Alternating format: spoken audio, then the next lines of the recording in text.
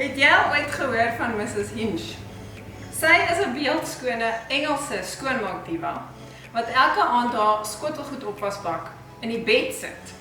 En 2.8 miljoen Instagrammers doen haar na. Ek het besluit om ook te probeer. Jy benodig koeksoda. Koeksoda is natriumbikarbonaat. Sy pH is effens hoër as 7. En as jy hard dink, sal jy onthou, dit beteken dis 'n swakkerige basis. Koeksoda is ook 'n ligte skuurmiddel, so dis 'n bietjie grower as meeste ander sepe. Dit beteken jy moet liefs nie te ywerig skrob op marmer en silwerware nie. En ook 'n mikrofeesellamp. Stap 1. Sprinkel koeksoda oor jou wasbak. Stap 2. Skrob met jou hand op al die plekkies wat mens moeilik bykom.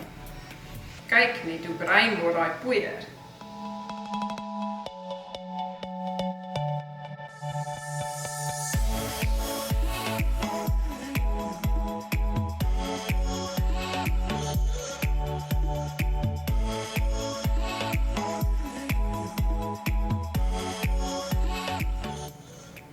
Stap 3.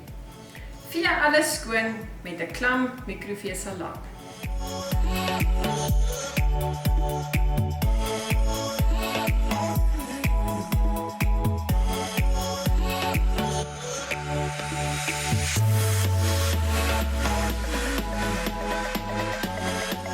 Daar het jy dit.